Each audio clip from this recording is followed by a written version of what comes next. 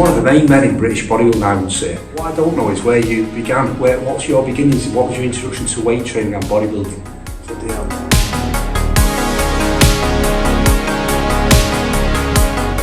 Arnold come on stage and said, we're going to have a raffle, and the winner of the raffle gets a part in a new film I'm making called The Terminator. I'm going to start a bit of controversy here. I think bodybuilding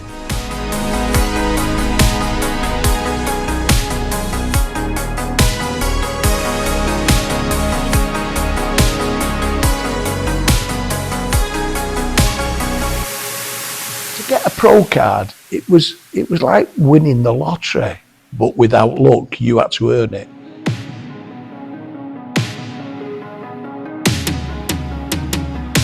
I had 20 amateurs that were invited, and the winner of the amateur lineup got his pro card and competed 2 hours later against Ronnie Coleman.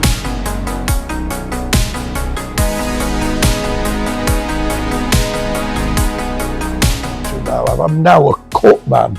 I'm the guy that gets in the ring when they get cut, and I'm pretty good at it.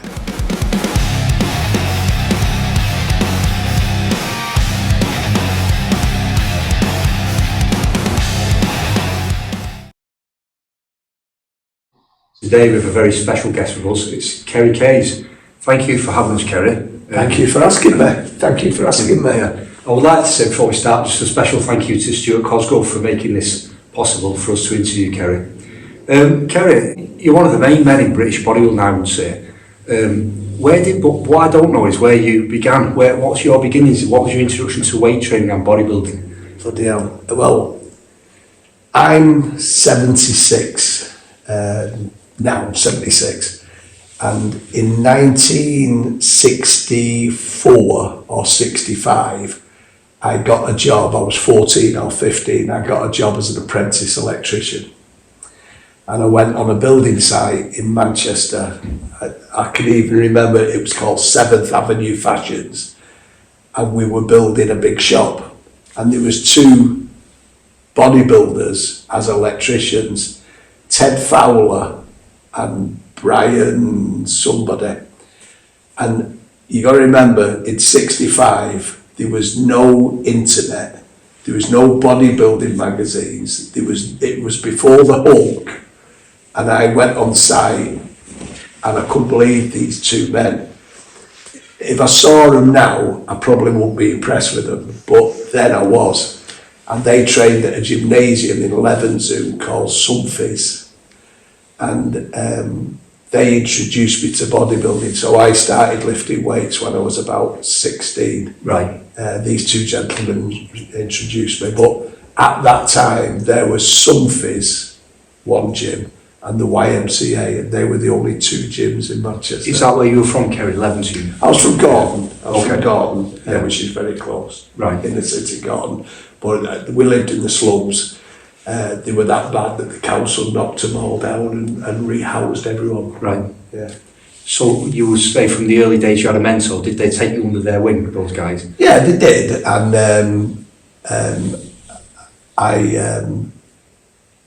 it was very limited knowledge. Yeah. We used to train for 3 hours.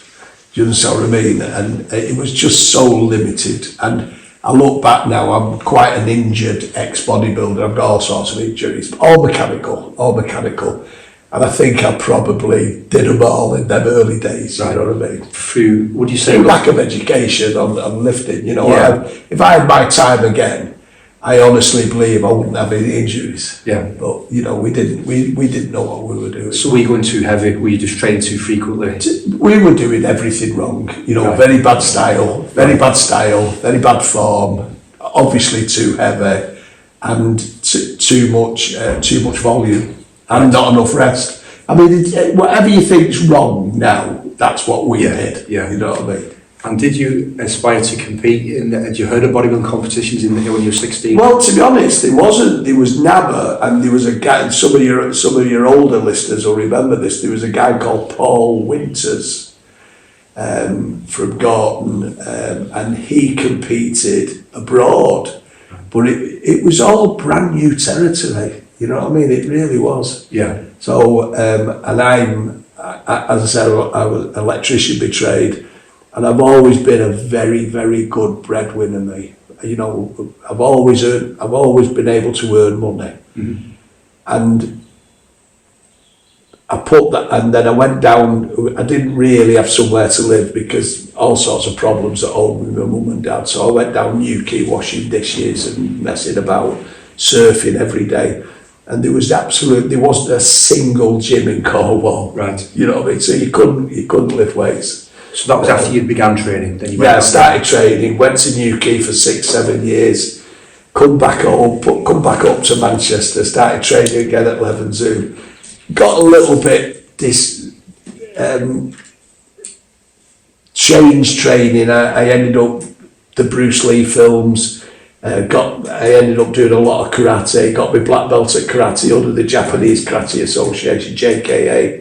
Trained with some very famous people, Sensei Noida, Terry O'Neill, all the big names in karate. So I got my black belt at karate. Then I started running marathons. You know, so I've always, and the Japanese have got to say, a man who takes too many paths never gets anywhere. And I think that was a little bit true of me. Right. But then, as an electrician, I said to Jan, I said, I'm going to open a gym. So we opened Better Bodies in the 80s. And that allowed me to concentrate on bodybuilding. So how did that come about? Were you just looking for premises wherever you could, suitable premises? Well, there was only two things I knew anything about, and one was being an electrician, and I hated it. Right. And one was training. So I opened a gym, and as I said, there was some fees. I think there was 3 or 4 gyms in Manchester at that time, and I opened Better Bodies, which had 4,000 or 5,000 square foot, which was quite a big gym in them days. Right. And you'll know him because he's over your way. I got Frank Richards to open it. You know, remember Frank? Yeah. His name keeps coming up in these interviews. Yeah. I got Frank. Well, he competed in the Olympic, Frank. Yeah. And I think he was from Wigan. And I phoned him up and said, "Will you open my gym?" And that created a lot of interest with local people who trained seriously. Even just to meet Frank Richards, you know what I mean? And I opened Better Bodies, and it just flew. It flew. It really did fly. Yeah, was that in the days of sort of, obviously the 80s was Arnold's films were coming out, Stallone's films? And I don't know if anyone's ever told you this. A lot of people might not know this, but have you heard of the nightclub in Manchester called the Ritz? I haven't known. Well, there's a nightclub in Manchester called the Ritz. And Arnold Schwarzenegger did a seminar there. Oh, did he? Yeah, so Arnold Schwarzenegger did a seminar in a nightclub in Manchester called the Ritz. Never knew that. Honest to God, you look it up. Well, he's not might not look, you know. So I just, I don't know how, but I just kind of networked and got to know most of them. Yeah. You know what I mean? Because 80s, from what I can gather, 80s was a boom in bodybuilding, wasn't it? Would you say? It was a boom in the hardcore extreme bodybuilding. Yeah. I personally think bodybuilding these days has got diluted a little bit into all the separate categories. Yeah. You know? Yeah. So, how long did you have Better Bodies for, Kerry? 35 years. Wow. Yeah. And you became sort of, from everything I can gather, like I say, your name keeps coming up in these interviews, you became the guy to go to. You were the, if you wanted an honest appraisal of your physique, if you wanted advice, you were the guy that people would travel from other gyms. I know the guy who first started me on my path, Paul Longshaw, he used to go and see you. So I've always known that you were that sort of guy. But how did you become that guy that people would go to for advice and guidance? Well, that's very complimentary, by the way, so thank you. But I think, number one, I'm extremely honest. And I always thought that if somebody phoned, because don't get, there's no internet, there's no emails, so people would have to phone you up. So it's personal straight away. So if somebody phoned you up and said, "Hi Kerry, I'm doing a show, I'm doing this, doing that, any chance I could come and see you and get a bit of advice and all that?" I said, "Yeah, of course you can." Make an arrangement. They've come to see me. Yeah. which I think's a privilege. I think that's an honour in a daft way. So when they come to see me, and I had in Better Bodies, I had a posing room where we had mirrors all set up so you could see your back and everything. Yeah. So down to the posing room we'd go, and I would give them an honest appraisal of what I thought. And if it was bad news to them, I would respectfully, politely give it them. But if they weren't ready, I'd tell them. Or if they had too much to lose, I'd tell them. You know. Yeah. So people knew they were going to get the truth. Well, they were going to get an honest opinion. And yeah. If we're being big-headed, by them days, I'd interacted with Sean Ray, Kevin Lev. They'd all come to train with me. Sean Ray trained at Better Bodies. Kevin Leverone trained at Better Bodies. Flex trained at Better Bodies. Bertel Fox trained. Gary Strinan, Tony Pearson, Ron Love. I could go on. And a lot of them had trained at Better Bodies. But how did that come about? So you went from a young lad owning a gym to the gym that becomes sort of the Mecca of how did that become? I know, I look back on it now, I think, you know what I mean, because Better Bodies was famous in California. Yeah. You know what I mean? It was like that. So, well, we were all competing, and I can't remember the actual 1, 2, 3, 4, 5. So I might be going 2 and 4. I might get it all wrong. You know what I mean? But we had tremendous bodybuilders train at Better Bodies. Local kids like Pete Bove. Don't you ever heard of Pete Bove? Gary Shelmerdine, Ian Atkinson, Cav Darby's. They all gravitated to a winning gym. Yeah. And we even got to the stage where, have you heard of Mick Theo? Yeah. Yeah, Mick come up to the north, Loretta Lomax, Paul Birkinshaw, Ian Harrison. So did Mick relocate to train at your gym? Because he's a London guy, isn't he? Yeah, Mick relocated to Better Body. So in those days, the EFBB, the English Federation of Bodybuilders, Julian Feinstein was the president. He's dead now, God rest his soul. They used to hire Wembley for the British finals, the Wembley Conference Centre, and there was only 4 categories for men, and it was pure bodybuilding. Yeah. And it was under 70 kilogram, under 80 kilogram, 90 and under, and heavyweight. And there was 3 women's, and I think it was 52 kilos, 57 and over. So there was 4 men's categories and 3 women's categories. And the women's were all bodybuilding? Oh, pure bodybuilding. Pure bodybuilding, yeah. Nothing. There was no Miss Figure, there was no physiques, there was no classic. Right? So Better Bodies, in one particular year, we won. Cav Darby won the lightweight. Gary Shelmerdine won the light heavy. Big Theo won the heavy. Loretta Lomax won the heavy. Loretta Lomax won the overall, and Gary Shelmerdine won the overall. So there was 7 categories and 2 overalls. Yes. And we won 6 of them. Right. And that was one gym, Better Bodies. Wow. So that created a myth or whatever, you know what I mean? Yeah. So then I'd have people coming up from Avery Francis, Ian Wadley's, the Rhino from the Gladiators. Yeah. So they all used to come to Better Bodies. So Better Bodies become a watering hole. Yeah. A watering hole. And then there was no internet, so the knowledge was limited. If you wanted knowledge, you had to travel for it. Yeah. And in them days, we thought that the professionals knew more than we did. We thought the professionals had some magic formula. In them days, we didn't know that the magic formula was your mum and dad. Yeah. You know what I mean? We thought knowledge was more important than genetics. Yeah. And that's the way it was. So I thought, right, I'm going to have a bit of that knowledge. I'm going to find out their knowledge, their secrets. So me, Jan, and I think we had 2 of the kids. I went to California on holiday, started training at Gold's Gym. Right. And I approached, and don't forget, professional bodybuilders as we know it, they've probably got many income streams now because of the internet. But in the 80s, they had prize money and appearance money, and that was it. And that's the only way they could do it. So I figured, well, if I go and see them and say to them, do you want to come to England? I'll pay your expenses. I will give you X to do a seminar, and I'll find a couple of seminars for you as well. So I brought Sean Ray over.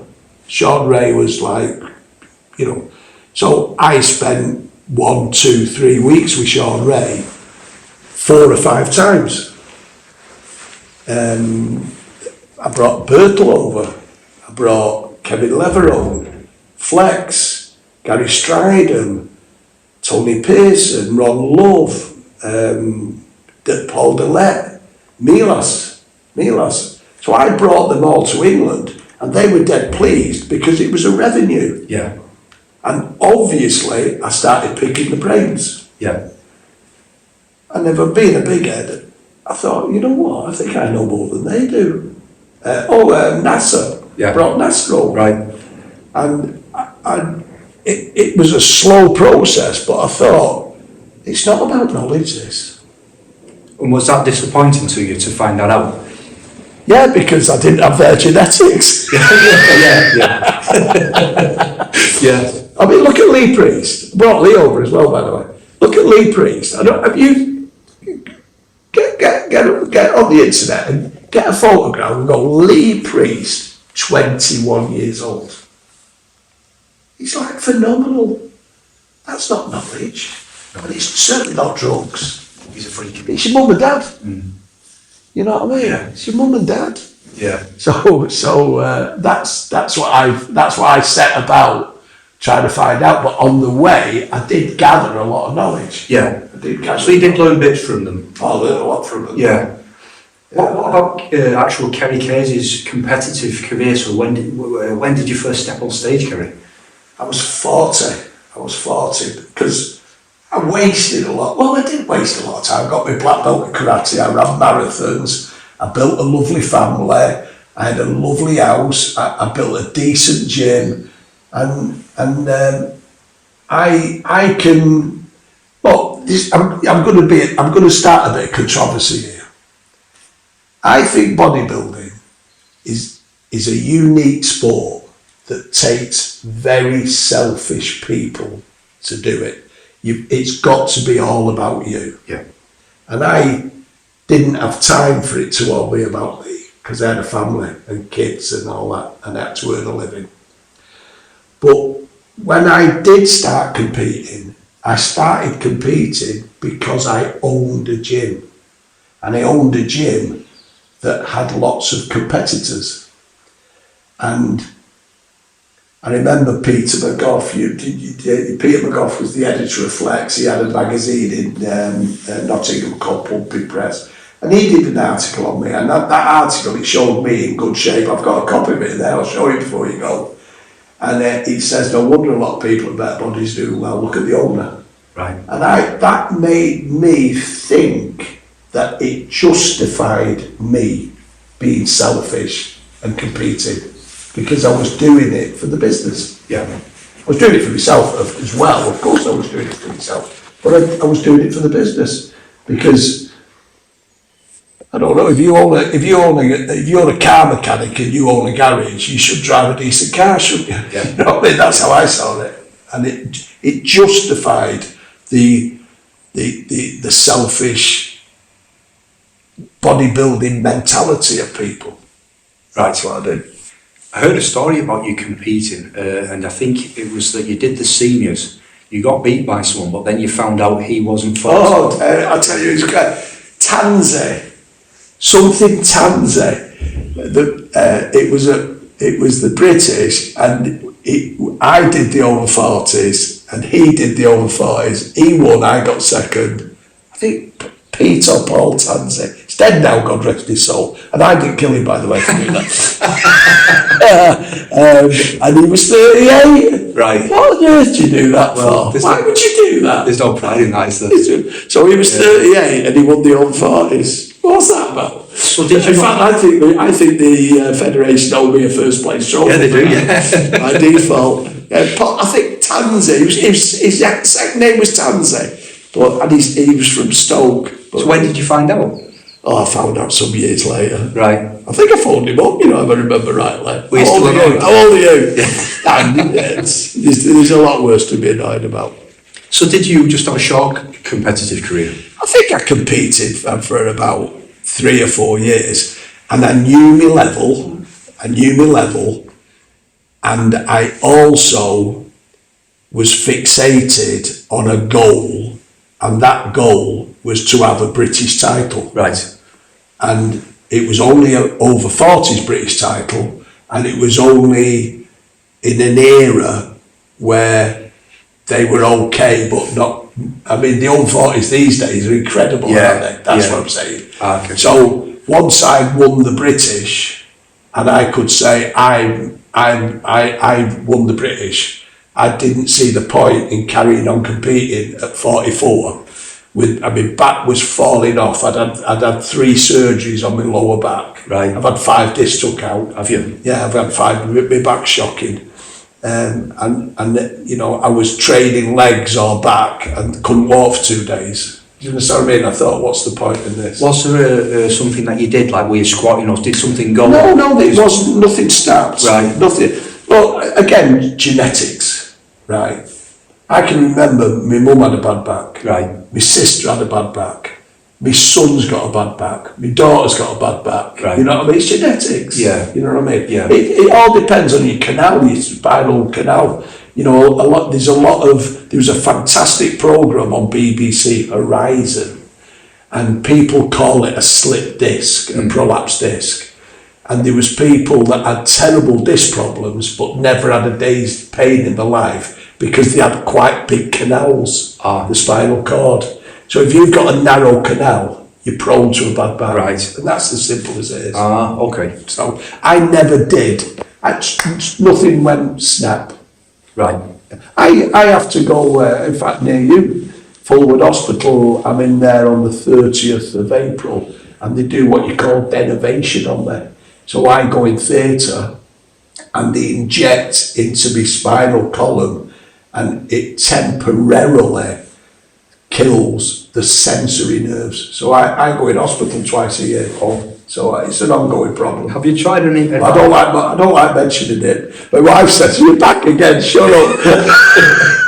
Well, I suppose it's a big, massive thing for you, isn't it? Yeah. You mentioned earlier Stuart. Stuart's worked on my back for 30 years. I was going to ask about Stuart. So, how did you initially come to know Stuart? Well, word of mouth again. When I opened Better Bodies, I bought my equipment, Force equipment, Ian Thorpe from Bolton, and I went to Tim's gym to look at the equipment. Right. And through Ian Thorpe, Tim's gym, various other people, Pascal Lawler, I heard of this man that was getting banned from gyms because he kept bending bars. Who had incredible strength, and that was Stuart Cosgrove. Yeah. Do you understand what I mean? And he was a physio, and I think I met Stuart at a bodybuilding show, an independent bodybuilding show at Quaffers, which is a nightclub in Redbury near Stockport, and the owner of the show had a gymnasium called the Pump Station. It was next door to a police station and a fire station, and he opened a gym called the Pump Station, which I thought was pretty good. You know what I mean? Yeah. And he ran the show, and he also had a squatting competition, and it was how many squats you could do with £600, and Stuart did about 13 squats. Wow. This is not in the gym, in a show. Wow. So he was extremely strong, and he had a physio. But when he said he had a physio, this was when he had a physio in a semi-detached house. Yeah. He had his physio in the front room of his house. Yeah. That's where he worked from. I think I've been to Stuart's now I think he's on his 5th physio building. Yeah. You know, but I went when he was, I think I'm pretty confident Stuart would tell you, I think it was me that introduced Dorian to Stuart. Was it? I think Dorian had a couple of injuries, and I think I introduced him to Stuart. Right. So me and Stuart then become good friends. I've got nothing but great respect for Stuart Cosgrove. Yeah. You know what I mean? What a He's guy. a lovely Yes. man. You know, if everyone in this world was like Stuart Cosgrove, Yeah. there'd be no police. Totally agree. There'd be no police. There'd be Totally no agree. police. Gentleman. Yeah. Yeah. So, supplements, Kerry. So you've got your gym, you've got all the elite people training at your gym. It's got a fantastic reputation. Where did you put your foot in the water of the supplement market? And is it true to say that it was chemical warfare? Yeah, chemical warfare. Well, again, people used to gravitate to better bodies, and people used to relocate. And a kid called Paul Borresen, he relocated from down south somewhere to better bodies. And anyone who knows Paul, he was ahead of his time. Paul, he was tremendous on computers. Computers had started coming in then, and he had a newsletter called Battleground, I think it was called. Right. And that was, now you've got websites. In them days, he had a newspaper, and he didn't have enough funds, and he asked me for money, and me and Paul had started it. Let me make that quite clear. So Paul had started chemical warfare, but he needed funds, and he also needed the contacts I had. So Paul started it, and I came in with a bit of logistics, a lot of money, and contacts. So that's contacts in the supplement industry. gyms, gyms, right, okay, yeah. Point of sales. Right. Point of sales, and people who'd say, I use that, and they did use that, you know, like bodybuilders. So I did the contact, the finances, and a little bit of logistics. Right. And Paul come up with some, what I look back on now, I'd argue crazy ideas, but they worked at the time. What do you mean by crazy ideas? Well, he come up with a weight gainer called dog food. Yeah, I remember that. Yeah. Eat dog food, you know what I mean? So I can imagine trying to sell dog food now, you know what I mean? Yeah. You know what I mean? Not to dogs, by the way. So, you know, he was off the wall, Paul. It's a unique angle, though, isn't it? Eh? It's like a unique angle, I suppose. Yeah, but he was off the wall, Paul, Yeah. you know, and he made it very niched, you know, to extreme trainers. Yeah. You know what I mean? Yeah. And it was never going to go to the wider market, because No. can you see Holland and Banner stocking dog food? You know what I mean? So that's where we was. So was Paul training at your gym at that time? I trained at my gym for years. And was he a competitor? Yeah, Paul competed, but Yeah. Paul was very much, Paul put a lot of beef on, but he was very much a Marcus Rue. Right. You know, he didn't have symmetry. Yeah. Or, you know what I mean? Yeah. So and then anyhow, so me and Paul went our separate ways, and Paul started Biohazard. Yeah. Do you remember that? I do, yeah. And I carried on with chemical warfare, but I realised that one of the conflicts with me and Paul was chemical warfare was off the wall.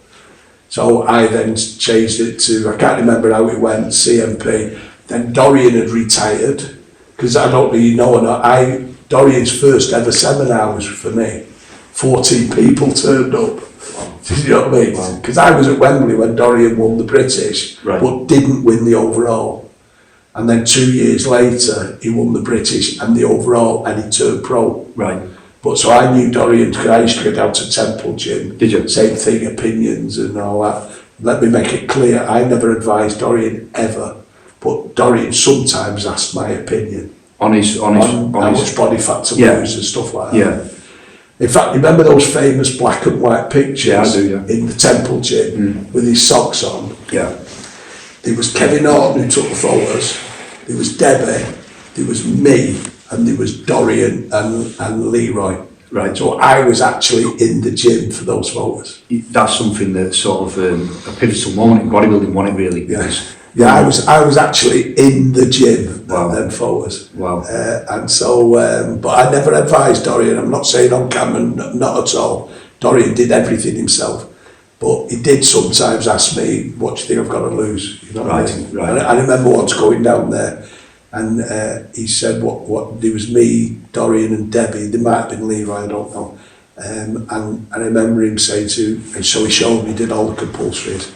And he said, "What do you think I've got to lose?" And I said, "You know what, Dorian, I think you've got about 8-9 pounds to lose." And he turned to Deb and he went, "I told you." And he went, "She thinks I'm ready." And you know what I mean? So, Right. you know, so he did ask my opinion. What was Dorian like in them days as a person? Very, very stern, very, you know, just very friendly, but you know, he wouldn't crack a joke. You know what I mean? He was very, very, very concentrated. Right. Yeah. So you had CNP. And then I changed it. So then Dorian finished competing. Right. So I said to Dorian, "Do you want to come involved with me?" So we changed it to Dorian Yates Approved. Right. And that's what happened. And me and Dorian did it for 2, 3, 4, 5 years. Yeah. Me and Dorian ended up splitting up, I just went back to CNP or the other way around. I can't quite remember the 1, 2, 3s. And you set up the CNP helpline. That's quite a big thing for a lot of bodybuilders. Yeah, it was for me. Yeah. You could ring and ask for advice. And Yeah, that's what I just. Well, that was me ethos at Better Bodies. It was always a place of knowledge. Yeah. Now people Google it. Yeah. Not sure they get the right knowledge, by the way, on Google. Do you? That's the problem. Yeah. That's the problem. But it was when we gave knowledge, when we gave answers to questions, we gave the answers that we did. Yeah. That's the important thing. But you're giving out something there. But is it a good business? Was it in the hope of you're giving out, but what you're getting back for free knowledge? I think I know the answer, but what like? Well, I wanted to contribute to the sport. Yeah. I wanted to. I'll fast forward. You now know that I have got no involvement whatsoever in gyms, supplements, or anything. You know that. I know that. Yeah. And one of the reasons I got out of the industry, I got offered to sell the industry. I got offered to sell my supplement company, and I sold it, and I made good money. But one of the reasons I got out of the industry and one of the reasons I got rid of Better Bodies is because of the internet. Right.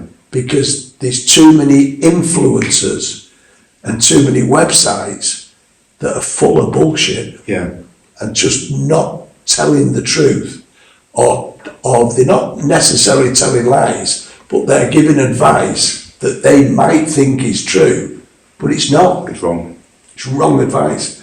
And I started seeing more and more internet supplement companies coming through, and people started buying products based on how good the website was, Right. and how many influencers, as opposed to how good the products was. Because I'll tell you now, CNP products, protein, and you mentioned Stuart, they'll tell you, the protein powder that CNP was producing was better than mother's maternal milk. Right. And a lot of the Americans, and I can say this now, a lot of the Olympians used to take CNP. Yeah. But sometimes they had to put it in their sponsored tubs. Yeah, I'd heard that. That's true, trust me. So the Pro Mister sachets, someone told me they were in the bin when they were saying it was at a different stand, but they'd see Pro Mister's sachets. Tell you. Yeah. Believe me, I don't want to name names, but a lot of the people who got in the top 10 and top 5 of the Mr. Olympia consistently took CNP, because we had a factory in Los Angeles. Yeah. We had a factory in Los Angeles, but they were emptying their sponsored tubs and putting CNP in, and that's a fact. Yeah. So I was so proud that I was manufacturing, producing, It wasn't me. I wasn't the scientist. I met a gentleman in California called Phil Connolly. Networking again. Phil. No, it's not him. It's different Connolly. All right. It's a different Connolly, but Phil Connolly was a scientist. Look, there's millions of builders in this world, but them builders can't build a house without having an architect. You've got to have an architect to get your building regs and all that. Phil Connolly was an architect. Right. And he had, I think he had 30 odd patents on proteins. 30 odd patents on proteins that he developed. And he developed an undenatured protein. Do you know what that means? Yeah, right. So for your viewers, mother's maternal milk it's not been denatured in the manufacturing process, and that's why babies come on better. So he developed a protein, but most protein powders come from bovine milk. And the law of the land says you've got to pasteurise that bovine milk to stop any bovine bacteria coming in the food chain. And that is 72C for 20 odd seconds. But that denatures it and kills any of the growth factors. We started pasteurising at 60C for 30 minutes, and that didn't denature it. Right. And plus we added all sorts of stuff. I won't go into the science of it, but it was the best of the best of the best. Yeah. But people were buying crap proteins based on a website. Yeah. And at that point I thought, you know what? Google has took over proper knowledge. Yeah. So I thought, and I got an offer, and I thought it's time to go. And that's why I went. That's why I stayed in the lane now. And does that time with the time that you, approximately the time that you stopped doing the show in Warrington? Yeah, I stopped the show. You just pulled out? Well, if I'm being honest with you, and again, I'm probably going to rub the feathers of a lot of your viewers, I think bodybuilding got diluted to lots of more categories. When I was doing the Northwest, again there was 7 categories, right. 4 men and 3 women. Yeah. And it was just pure bodybuilding, and that was it. And every single person on stage got to do their routines. So if there was 10 people in the middleweight division, all 10 did the routine. Yeah. And we might have 40 competitors, and we might have half capacity in the crowd.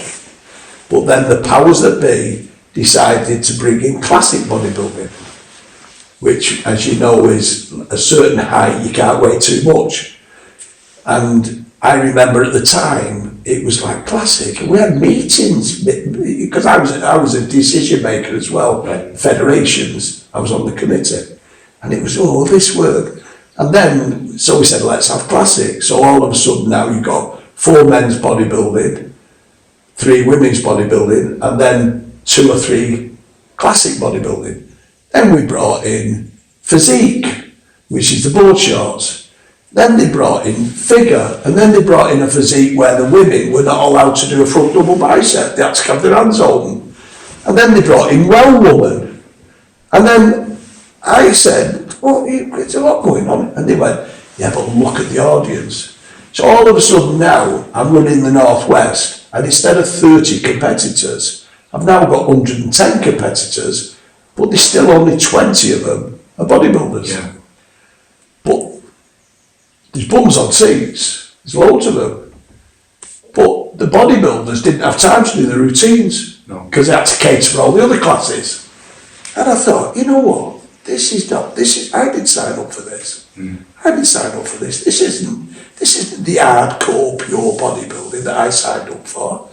Plus I was getting on, I was probably 60 plus. And I thought, I've had enough. Right. So I walked away from Better Bodies, I walked away from the supplement company, and I walked away from promoting shows. Right, all at the same time. So don't forget, I used to promote the British Grand Prix. I don't even know that. Yeah, I do. Yeah. I used to hire Wembley, and I brought over, how many Mr. Olympias are there? Dexter Jackson, it was my show that he won his first ever pro show right. at Wembley. So I've brought into this country Jay Cutler, Ronnie Coleman, Dexter Jackson, Mr. Olympians, I'm trying to think. Dexter, Ronnie. I brought them all over, Kevin, all of them. Yeah. So I used to hire Wembley, but I just felt it got diluted. Yeah. I just felt it got diluted. Right. Can I ask you, did you write a book? Was it Chemical Warfare? That there was a book The Big Secret. It was called The Big Secret. Yeah, was there one before that with the skull and crossbones on it? Yeah, I never wrote that. Oh, that was Paul. Right, okay, yeah. Oh, great books. Yeah. I wrote a book called The Big Secret, and the theme of it was they're in a secret, it's genetics. Yeah. I remember a seminar that you did with, I think it was with Paul Borresen. Really good. I think, if it's fair to say, you're a natural teacher. You got your points across and simplified them in a way people could understand. Well, I've done seminars I used to go down to the SAS and do seminars on selection. Right. The SAS invited, I'll show you some SAS stuff in there. I used to go down on selection, what they used to do in the SAS, they get just short of 200 candidates twice a year, and they have a 6-month selection, and they get rid of at least half of them on the beacons, on the Brecon beacons, then they go to the jungle. The SAS used to bring me down on that part, and I used to do seminars on nutrition to the ones that go to the gym. I've done seminars in 30, 40 prisons.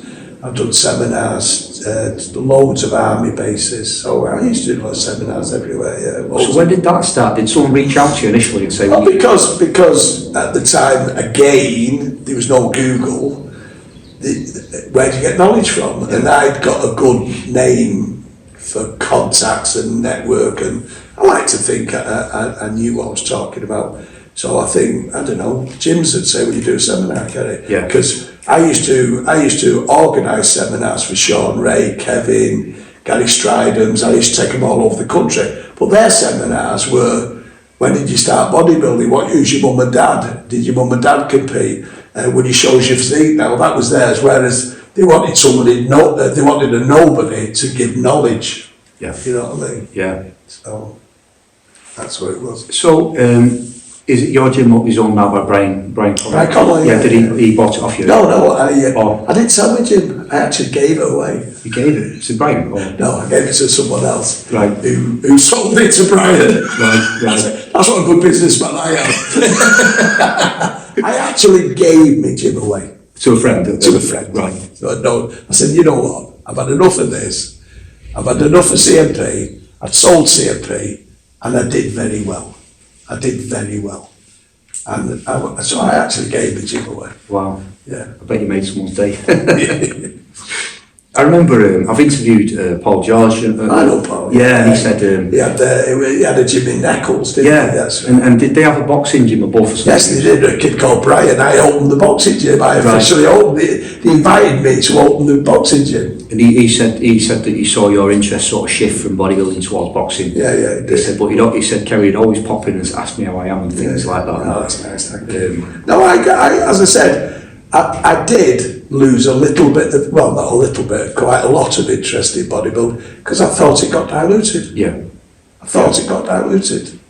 In fact, I went on holiday with Jan to Vegas, and we went to Vegas, and it was the Mr. Olympia.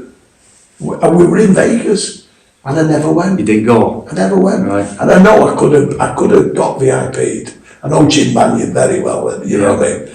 And I never even went, because I thought that it got, even the Mr. Olympias, the Mr. Olympia bodybuilders are still there, but the rest of it got diluted. Yeah. That's me. So your interest these days is boxing now, and are you still involved in that? Yeah, I'm involved. Another chapter in my life. I'm now a cut man.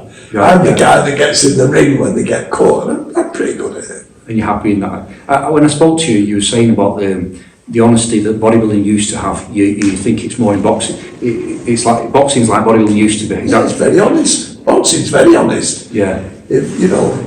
Boxing is extremely honest. Everything's on the line, and again, probably because of knowledge, and well, in fact, it's not probably. I know for a fact it is. A boxing trainer came up to me 20 plus years ago and said, Kerry, I knew his brother. Joe Graham was a strength athlete, and Joe Graham's dead now, God rest his soul. But his brother was called Billy Graham, and he was the trainer of Ricky Hatton, Right. plus many others. And he come to me and he said, I've got a young boxer, Kerry, that I think's going to be good, but I could do with a bit of help with him on his nutrition. And I said, yeah, I'll come and meet him. And it was Ricky Hatton. Right. And Ricky Hatton notoriously was terrible on his diet. So I got into boxing through my knowledge of nutrition. Right. Same thing. And you started helping Ricky. And then, like the same in bodybuilding, it ripples, doesn't it? Yeah. It ripples. So what was it like working with Ricky? Did you just work for him when he was in fight camp or year round? No, if you go on any Sky television on Ricky Hatton on YouTube, that Ricky Hatton's gym was in Better Bodies. Right. That was Better Bodies gym, the boxing gym. Oh, right. So I had my traditional Better Bodies gym, and we opened another room at the back of it, and that became the Phoenix camp, Billy Graham gym and Bobby Rimmer's gym. That was theirs. So Ricky used to train in their gym, which was in our gym, and then Ricky would come in and I'd lift weights with him and teach him, nutrition. But what I found with boxers is bodybuilders are greedy for knowledge. They want to know why they're eating that, whereas boxers don't really want the knowledge, they just want to be told what to eat. That's a fact. All right, so that's the difference that you saw between definitely. Yeah. I think bodybuilders, certainly now, it's different, but in our days, it was you did your own diet, you did your own training. But I've noticed now there's lots of coaches, isn't there? I've noticed that now. Yeah. Can I ask you something I sort of missed out a little bit? I'd just like to speak about John Hodgson a little bit. Yeah, I would argue when John Hodgson, this is not in a bad way, John Hodgson, when I met John Hodgson, he was very short and stocky. And I remember telling him that he should stop squatting and things like that because he was quite blocky, and he'll tell you that. And then John started working for me, and before that he was a car park attendant, John. Right. And so I gave him a job in nutrition, and I helped him with supplements and stuff, and I was with John when he got his pro card, which I was really proud of. I was really proud for John because I truly don't believe there's a single human being that is more concentrated on bodybuilding than John Hodgson. Yeah. He spoke with a lot of, I would say, with a lot of gratitude about what their job allowed him to do. The job that you gave him allowed him to do the thing that he... Yeah, well, he got all supplements, and I flew him out to a few shows, and I like to think I contributed to his pro card, but believe me, it was him that got it. Very, very dedicated guy. It was him who got it. I've interviewed John, and also very kindly put me through a workout. And something that I feel is that when I reach out to guys like John Hodgson, top British pro bodybuilder, Paul George, another top, and yourself, you've agreed like that to do very kindly to, because I've only got a little channel and there's no reason you should say yes to me, but you guys have just said yes straight away, very kindly. And I feel it's changed a little bit, because when I've approached some of the current pros, they've just read my message and I don't even warrant a reply. And I feel that it demonstrates the way things have changed, because in bodybuilding, people used to give freely, didn't they? Well, I think you're backing up what I just said about the sport. Yeah. I think you're backing up what I just said about the sport. I just wanted to mention it and sort of, as a wrap up, and just thank you for sort of speaking to me. Obviously, you didn't have to, and it's very kind of you. And I think it speaks to sort of how things used to be in the sport, and hopefully maybe there might be again one day, because I think people always look at, well, what can you do for me? And when you're starting a little YouTube channel, well, I can't do anything for you, but maybe one day. So I just want to say thank you, Kerry, for your time. I'm very grateful at your beautiful house on a Saturday afternoon. You've given us this bit of time. I really appreciate it. Thank you very much. Thank you. Appreciate it. Yeah, pro cards. When to get a pro card, it was like winning the lottery, but without luck. You had to earn it. And there was like, I'm looking back now, Sean Davis, Dorian Yates, Ernie Taylor. It was one pro card a year, and one pro card for the females a year. And you had to win the overall British. So you had to qualify to go in the British, you had to compete in the British, you had to win your class, then you had to go against the 3 other winners of each class, and then you had to win the overall, and then you get your pro card. And it was always the heavyweight, or sometimes the light heavyweight, the up 90 kilo. And then you went to do a show, a pro show, and you were good enough and you did it. But then the federation locally decided that each class winner would get the pro card. Yeah. So you had a 70 kilo man getting his pro card, an 80 kilo man, the light heavy and the heavyweight. And then some argued that although the 70 kilo man and the 80 kilo man were phenomenal, and John Hodgson was the 80 kilo man, and John Hodgson stood on stage in pro shows and certainly did not look out of place. But because of the structure, 70 kilo and 80 kilo never really do out in the pro ranks, except the pride of competing. You know what I mean? Yeah. But then all of a sudden, then they brought in the classic, the physique, and they got pro cards. Yeah. So all of a sudden, and I don't know, there was 10 plus pro cards a year being handed out. Yeah. And to me, that diluted it. Yeah. Now I see on the internet sometimes, I'd very rarely go, but so-and-so's a pro. And I think, who's that? Whereas to get your pro card at the beginning, you were special. Yeah. And I'm not saying they're not special, but they're diluted. That's the difference. Yeah. Dorian Yates, arguably a trailblazer, arguably one of the greatest bodybuilders ever walked the planet, certainly in the top 3 or 4 that's walked the planet. When he won the British the first time, he didn't win the overall and he did get his pro card. Right. Imagine that now. So Dorian Yates did not get his pro card at the first attempt. 2 years later, he got his pro card. But a lot of people don't realise that. So to get your pro card was pretty special. Yeah. I remember at Wembley, the heavyweight final, when it was only bodybuilding, it'd come out on stage and there was 10, 15 bodybuilders that were like ridiculous. I remember a kid called Jim Connor, very knowledgeable man. He didn't even get in the top 6. Right. Didn't get in, because he used to then, the night show would be the top 6. Yeah. Didn't get in the top 6.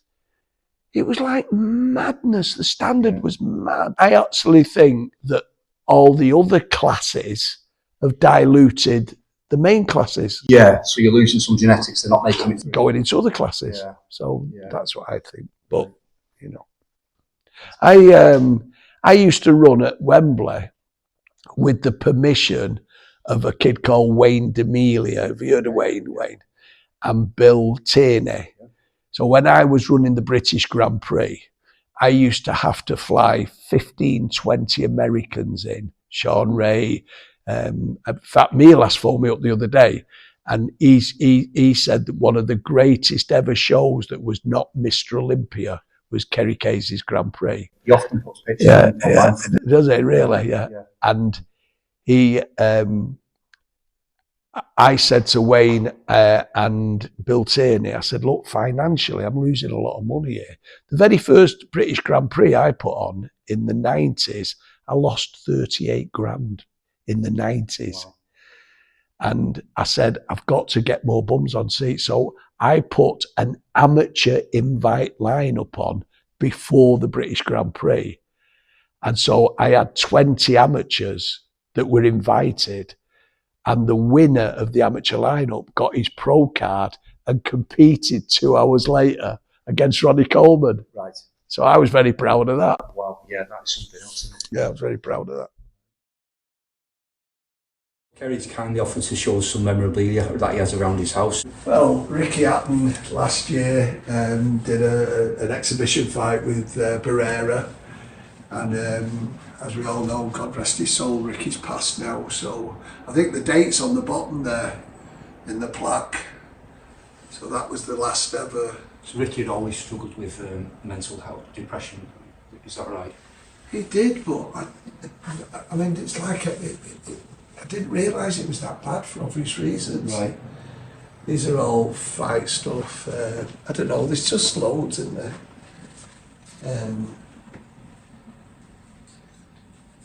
That was given to me by the SAS. I was one of the leaders of the SAS who retired. Probably don't put the name on it, probably keep it up there. But that was... So you were mentioning that you did seminars for the SAS? Yeah, on selection. I used to go down there. I used to take a few athletes down there because they enjoyed it. Right. And as you could, there's when Ernie Taylor got his 8th place at the Mr. Olympia, I've got his Olympian medal there. That was the lineup. Did you help Ernie? Yeah, I talked Ernie into competing in the EFBB, and it was me that talked Ernie into getting his pro card. Right. Yeah, I talked him into getting his pro card. There's all sorts in there. That's an article that, you know, keep making Hatton Slimmer of the Year. So it was, I mean, if you think about bodybuilding, you're either gaining weight or losing weight. Yeah. So, and losing weight's handy. Well, let me show you this. I think this is unique. I told you earlier, John. I was working at the Arnold Classic in Columbus, Ohio, and I was backstage, and I was out there with my wife Jan, and Arnold come on stage and said, we're going to have a raffle, and the winner of the raffle gets a part in a new film I'm making called The Terminator, but you don't have to buy a raffle ticket, it's your seat number. So Jan was sat in the audience, I knew where she was sat, so she got dragged out. She won, it was her seat. So the commentator at the Arnold Classic says, "Where are you from, Janet?" He went, "England." She went, "England." He went, do you know Dorian Yates?" So she went, "Yeah, my husband knows him." And Kevin Leverone and Sean were there. They were all laughing because they all knew Jan. Anyhow, about 6-7 months later, the phone rings. No emails, remember, no internet. I picked it up. I went, "Hello, hi, this is Beth, Arnold's secretary. Can I speak to Janet, please?" So Jan went on the phone. She went, yeah. Mexico? Yeah. When? "Oh, I'm sorry, I can't make it. I'm having a bad week." But she knocked him back. She knocked Arnold back. Wow. On my kid's life. Anyhow, fair play to him. They phoned up a year later to get her in another film, and she said no. That's Jan. Not many people say no to Arnold, do they? Honest to God. That's me in my karate days.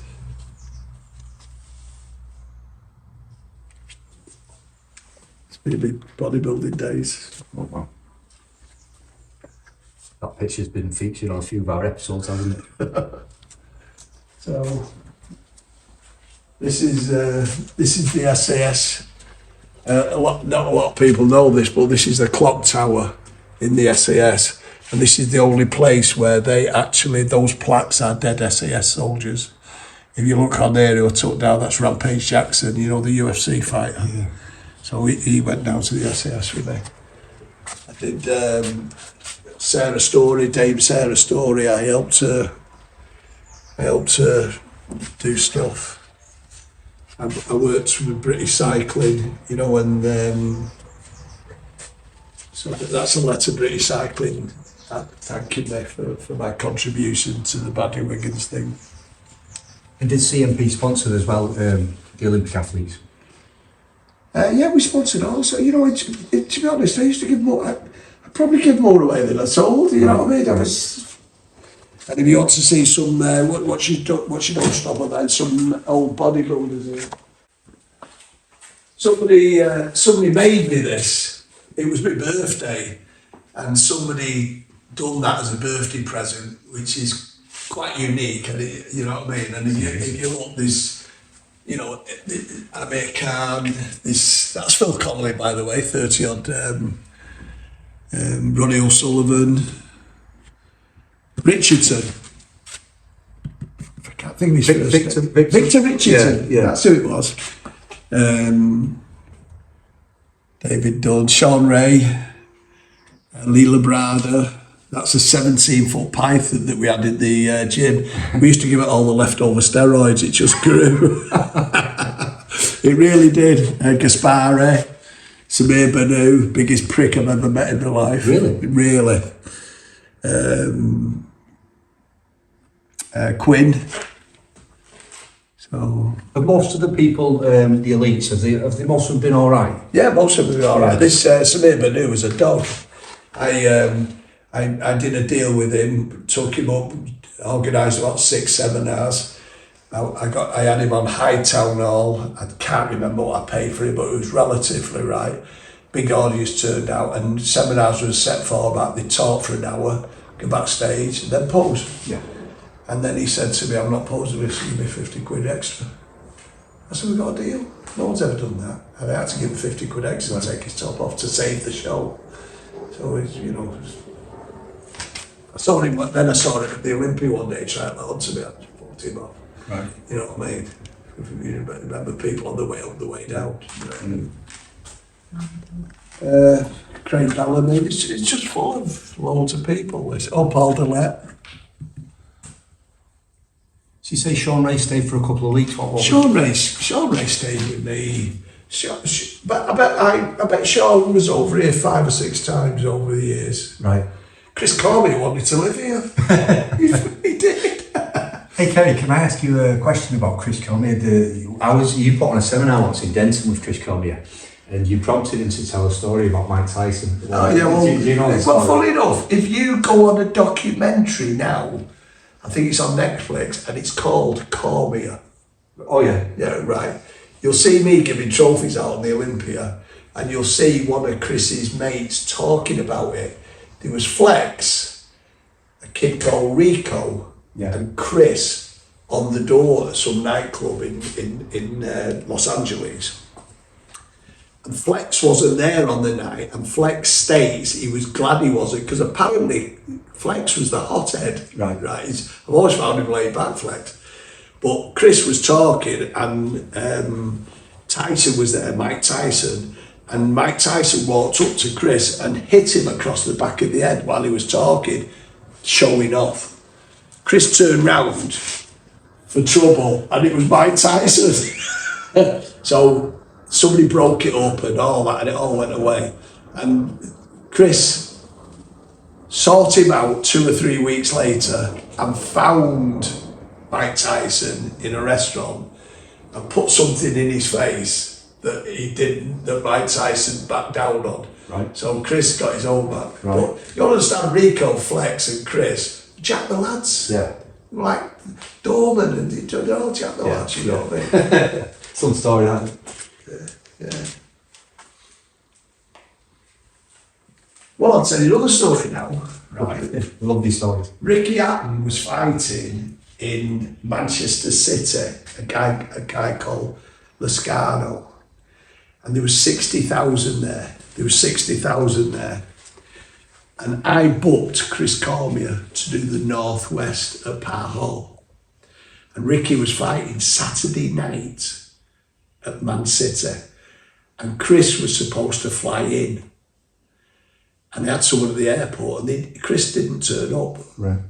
So I said, well, he's not got off the plane, come to Ricky's fight.